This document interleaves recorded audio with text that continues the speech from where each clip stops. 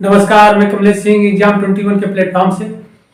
इस सेशन में हम लोग पॉलिटी यानी राज व्यवस्था को प्रारंभ कर रहे हैं और एग्जाम के दृष्टिकोण को ध्यान में रखते हुए सारे इम्पॉर्टेंट पॉइंट्स को हम लोग डिस्कस करते हुए चलेंगे। सारे इम्पॉर्टेंट क्वेश्चंस को भी हम लोग देखेंगे और हम लोग एनसीईआरटी और लक्ष्मीकांत को बेस जो माने हैं उन्हीं के अकॉर्डिंग हम लोग आगे बढ़ेंगे।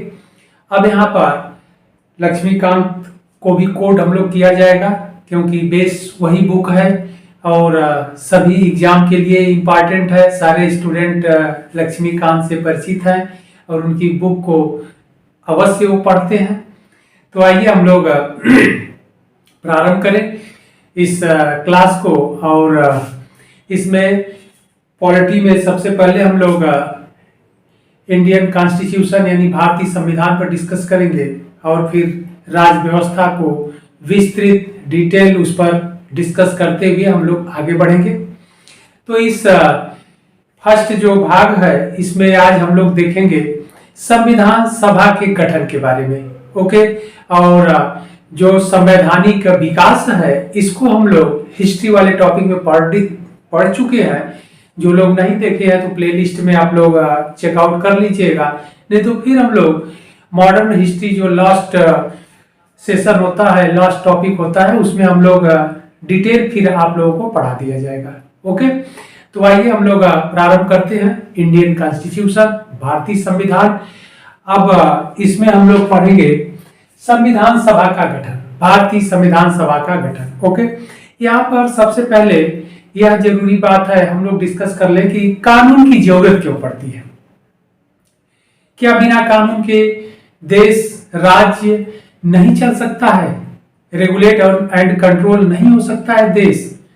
तो जी हाँ, बिना कानून के देश रेगुलेट और कंट्रोल नहीं हो पाएगा। क्यों? कि पूरे देश में को रेगुलेट एंड कंट्रोल करने के लिए कानून की बहुत सख्त जरूरत पड़ती है। बहुत कानून इसके लिए बहुत जरूरी है क्योंकि भारत जैसा देश हो, एक धर्म को मानने वाले हो या डाइवर्सिटी जहां पर हो, जैसे भारत विविधता में एकता दिखाई पड़ता है। हम लोगों को विभिन्न धर्म के लोग, जाति के लोग, कौम के लोग, संप्रदाय के लोग एक साथ हम लोग रहते हैं। ऐसे में बिना कानून को समता समरसता कायम करने का प्रयास कानून के माध्यम से किया जाता है। हालांकि एजुकेटेड सोसाइटी में जहां पर शिक्षित लोग हैं वहां पर तो समानता लाया जाता है, लेकिन फिर भी इक्वलिटी नहीं आ पाती है, उसके लिए कानून की जरूरत पड़ती ही है। हालांकि शिक्षा के द्वारा भाईचारे का आपस में डेवलप हो जाता है, विकास हो जाता है, लेकिन बिना कानून के समाज की सारी व्यवस्थाओं को रेगुलेट एंड कंट्रोल नहीं किया जा सकता है। इसीलिए कानून देश के लिए, राज्य के लिए बहुत जरूरी है। तो आइए हम लोग आगे बढ़ते हैं। इसी दृष्टिकोण को ध्यान में रखते हुए जब भारत स्वतंत्र हुआ, यानी जो ब्रिटिश सरकार भारत पर शासन कर रहे थे, ब्रिटिशर्स लोग भारत पर शासन कर रहे थे, उनका जो रूल था, जब वह 1947 में भारत को आजाद किए तो भारत के समक्ष कोई अपना कानून नहीं था। इसलिए देश को चलाने के लिए एक कानून की आवश्यकता थी, आधुनिक कानून की आवश्यकता थी, और इस कानून को तैयार किया गया जिसे इंडियन कॉन्स्टिट्यूशन के नाम से या भारतीय संविधान के नाम से जाना जाता है। तो आइए हम लोग यह देखते हैं कि इस भारतीय संविधान को बनाने के लिए क्या क्या प्रोसेस थे।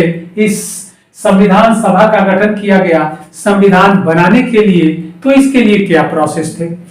तो भारतीय संविधान सभा का गठन। ओके, तो भारतीय संविधान सभा के गठन के बारे में जो सबसे पहला इंपॉर्टेंट पॉइंट है वह यह है कि बाल गंगाधर तिलक के द्वारा 1895 में सबसे पहले बाल गंगाधर तिलक के द्वारा 1895 में भारतीय संविधान सभा यानी संविधान सभा के गठन के लिए वह बात कहे थे कि भारत का एक अपना संविधान होना चाहिए और भारत के संविधान बनाने के लिए एक संविधान सभा होनी चाहिए।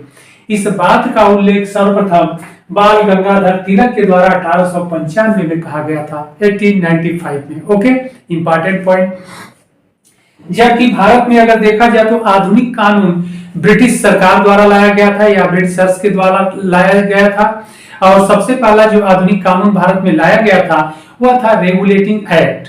रेगुलेटिंग एक्ट जो आया था, आप लोग जानते भी होंगे, हम लोग डिटेल हिस्ट्री में पढ़े हैं, 1773 का रेगुलेटिंग एक्ट जो था, यही भारत में सबसे फर्स्ट यानी पहला आधुनिक कानून अंग्रेजों के द्वारा लाया गया था। ओके, तो फिर यहीं से भारत में संवैधानिक विकास के प्रक्रिया या प्रोसेस प्रारंभ होते हैं। ओके, तो फिर यहाँ पर आगे इस संवैधानिक विकास को हम लोग देखेंगे, लेकिन यहाँ पर संविधान सभा का जो गठन है उस पर हम लोग डिस्कस कर लेते हैं। तो तिलक के द्वारा सबसे पहले संविधान सभा के गठन के बारे में 1895 में इस बात को रखा गया। आगे चलकर के भारतीय संविधान सभा के गठन का जो प्रस्ताव है वह कैबिनेट मिशन के द्वारा लाया गया। कैबिनेट मिशन के द्वारा लाया गया और 1946 में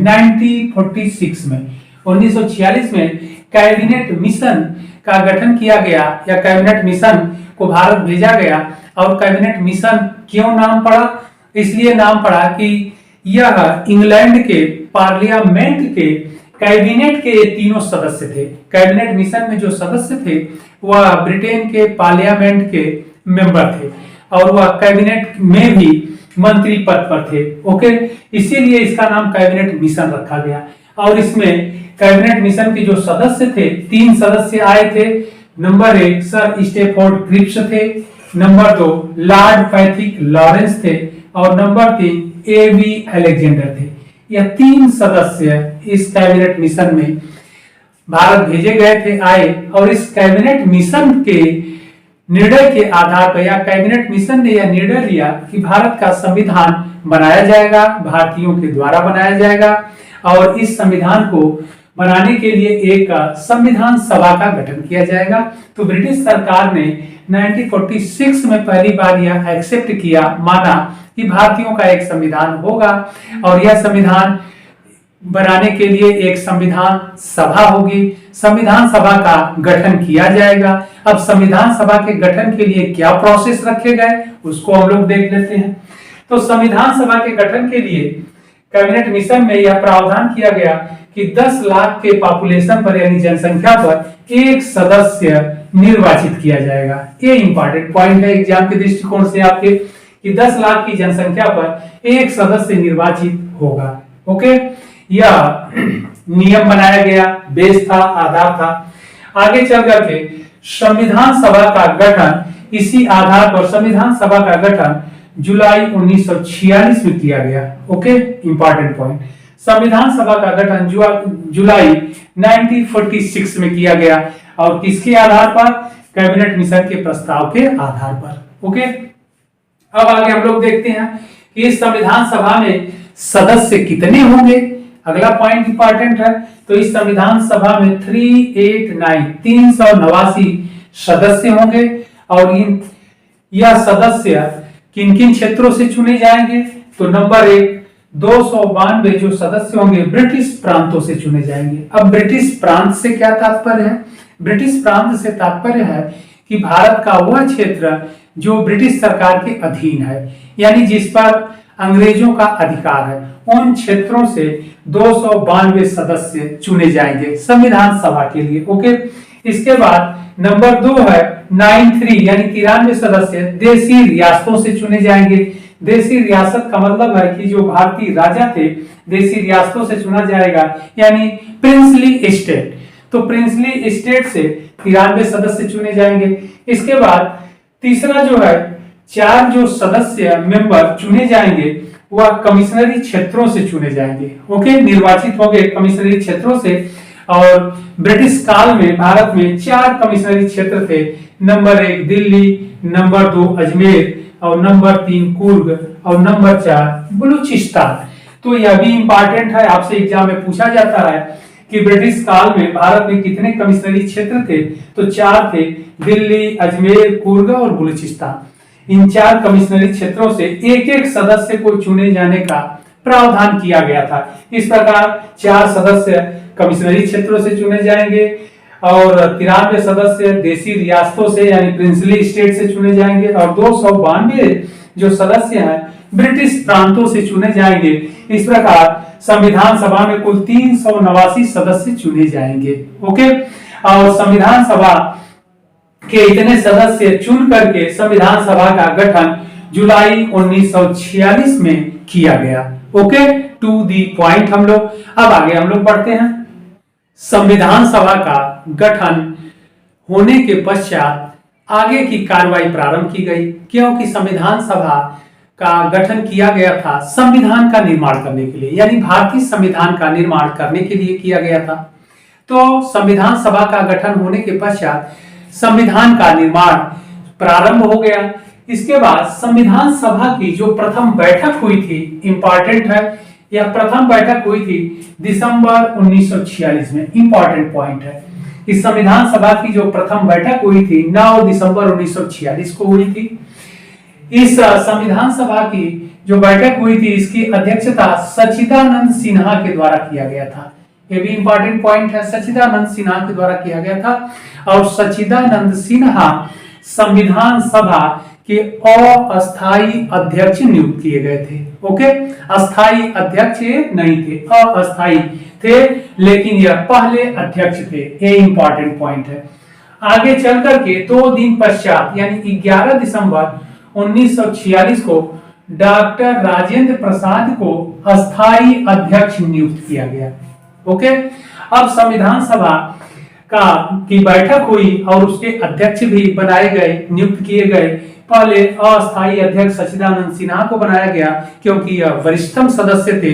इसके बाद फिर डॉक्टर राजेंद्र प्रसाद को इसका अस्थायी यानी परमानेंट अध्यक्ष बनाया गया और फिर संविधान सभा की कार्यवाही नियमित जारी रही। ओके, संविधान बनने का जो प्रोसेस था, प्रक्रिया, वह कंटिन्यू जारी रहा।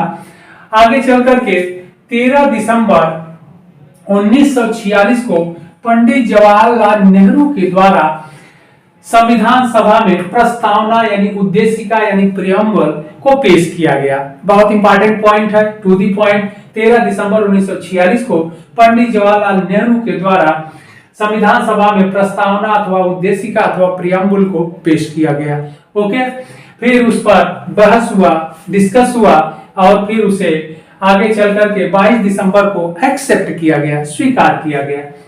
आगे हम लोग चलते हैं। अगला जो इंपॉर्टेंट पॉइंट है, 29 अगस्त 1947 को 29 अगस्त 1947 को प्रारूप समिति यानी ड्राफ्टिंग कमेटी का गठन किया गया। बहुत इंपॉर्टेंट क्वेश्चन है, ड्राफ्टिंग कमेटी का गठन किया गया और इस ड्राफ्टिंग कमेटी के जो अध्यक्ष थे डॉक्टर भीमराव अंबेडकर को बनाया गया। ओके, तो इस प्रारूप समिति का गठन 29 अगस्त 1947 को किया गया और इसके अध्यक्ष, इस प्रारूप समिति के यानी ड्राफ्टिंग कमेटी के जो अध्यक्ष बनाए गए वह डॉक्टर भीमराव अंबेडकर बनाए गए। अब डॉक्टर भीमराव अंबेडकर को क्यों बनाया गया? इसलिए बनाया गया कि यह कानून विशेषज्ञ थे और बैरिस्टर की डिग्री प्राप्त किए थे और उस समय सबसे अधिक जो सदस्य थे भारत में, आप कह लीजिए कि उस समय तात्कालिक समय में सबसे पढ़े लिखे और व्यक्ति यही थे और कानून के विधि के विशेषज्ञ भी थे। इसलिए संविधान बन रहा था, कानून का निर्माण किया जा रहा था, इसलिए डॉक्टर भीमराव अंबेडकर से योग्य कोई व्यक्ति नहीं था जो कानून का विशेषज्ञ हो। इसलिए डॉक्टर भीमराव अंबेडकर को प्रारूप समिति का अध्यक्ष बनाया गया। बहुत इंपॉर्टेंट क्वेश्चन है। ओके, हमेशा आपसे एग्जाम में पूछा जाता है। आगे इस प्रारूप समिति में सदस्य कौन कौन थे, इनको भी हम लोग देख लेते हैं। तो एन गोपाल स्वामी अयंगर, दूसरे सदस्य अल्लादी कृष्णा स्वामी अय्यर और तीसरे सदस्य कन्हैयालाल मणिकलाल मुंशी और फिर चौथे सदस्य थे सैयद मोहम्मद सादुल्ला। ओके, सैयद मोहम्मद सादुल्ला खां थे। इसके बाद जो 5वें मेंबर थे एन माधव राव थे और बीएल मित्र के स्थान पर नियुक्त किए गए थे। पहले 5वें सदस्य के रूप में बीएल मित्र थे, लेकिन इनका स्वास्थ्य स्वास्थ्य कारणों से इन्होंने इस्तीफा दे दिया और इनके स्थान पर एन माधव राव को नियुक्त किया गया। ओके, तो बीएल मित्र के स्थान पर एन माधव राव नियुक्त किए गए। और फिर छठे सदस्य थे डीपी खेतान। तो डीपी खेतान नियुक्त किए गए थे, लेकिन डीपी खेतान की मृत्यु हो गई 1948 में, तो उनके स्थान पर टी कृष्णाचारी को नियुक्त किया गया। Okay, important point. इस प्रकार इस प्रारूप समिति में कुल 6 सदस्य थे और एक अध्यक्ष। बहुत इंपॉर्टेंट क्वेश्चन है, एग्जाम में हमेशा पूछा जाता है, इसको आप लोग नोट कर लीजिएगा। ड्राफ्टिंग कमेटी में अध्यक्ष डॉक्टर भीमराव अंबेडकर थे और इसमें 6 सदस्य थे। ओके, आगे हम लोग बढ़ते हैं। 26 नवंबर, अब इनके ड्राफ्टिंग कमेटी की जरूरत क्यों पड़ी? संविधान निर्माण तो संविधान सभा के द्वारा किया जा रहा था, लेकिन ड्राफ्टिंग कमेटी की जरूरत क्यों पड़ी? तो प्रारूप समिति यानी ड्राफ्टिंग कमेटी की इसलिए जरूरत पड़ी कि अंतिम रूप से संविधान में जो इंडियन कॉन्स्टिट्यूशन भारतीय संविधान बनाया जा रहा था, बन रहा था, तो कौन से कानून भारत के लिए रीजनेबल है और कौन से रीजनेबल कानून नहीं है, उसकी देखरेख यह प्रारूप समिति करती थी। इसीलिए संविधान को जो अंतिम स्वरूप प्रदान किया गया था ड्राफ्टिंग कमेटी के निर्णय के आधार पर, यानी अंतिम फैसला इस प्रारूप समिति के द्वारा किया जाता था, जिसकी अध्यक्षता डॉक्टर भीमराव अंबेडकर साहब कर रहे थे। ओके, तो बहुत इंपॉर्टेंट है, इसीलिए प्रारूप समिति का गठन किया गया, क्योंकि भारत का जो संविधान बना यानी कानून था वह वर्ल्ड के यानी विश्व के भिन्न भिन्न देशों से अडॉप्ट किया गया है, ग्रहण किया गया है। कहीं से कुछ लिया गया है, कहीं से फंडामेंटल राइट लिया गया है, कहीं से आपात उपबंध लिया गया है, कहीं से संविधान संशोधन लिया गया है। तो इसीलिए जो भारत का संविधान है वह बहुत बड़ा है, विश्व का सबसे बड़ा संविधान है। इसलिए उसमें से भी काट छाट किया गया कि भारत के लिए यानी इंडिया के लिए, अपने देश के लिए कितने उसमें से एक्ट या कानून जो रीजनेबल है उन्हीं को रखा जा रहा था। इसके बाद भी हमारा संविधान जो भारत का इंडियन कॉन्स्टिट्यूशन है वह विश्व का सबसे बड़ा कानून है। ओके, हो गया। तो अंतिम डिसीजन इस प्रारूप समिति के द्वारा लिया जाता था, इसलिए प्रारूप समिति की बहुत ही आवश्यकता थी। ओके, अब आगे हम लोग बढ़ते हैं। 26 नवंबर 1949 को भारतीय संविधान पूर्ण रूप से तैयार हो गया। तो संविधान कब तैयार हुआ? 26 नवंबर 1949 को इंडियन कॉन्स्टिट्यूशन तैयार हो गया, कंप्लीट हो गया। और इसी दिन कुछ जो जरूरी पार्ट थे, भाग थे, उनको तत्काल प्रभाव से लागू कर दिया गया। ओके, जैसे भाग 5, 6, 7, 8, 9 निर्वाचन, ये सब जो भाग थे हम लोग आगे डिटेल देखेंगे, ये सब तत्काल प्रभाव से लागू कर दिए गए और शेष संविधान को अंतिम रूप से 26 जनवरी 1950 को लागू किया गया।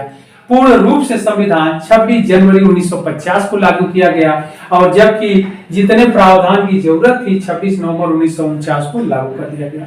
इस प्रकार जो भारतीय संविधान था, इंडियन कॉन्स्टिट्यूशन था, इसके निर्माण में कुल 2 वर्ष 11 माह और 18 दिन का समय लगा था। यानी भारतीय संविधान बनने में 2 वर्ष 11 माह और 18 दिन में इंडियन कॉन्स्टिट्यूशन यानी भारतीय संविधान तैयार हुआ था और इसे पूर्ण रूप से 26 जनवरी 1950 को लागू किया गया था।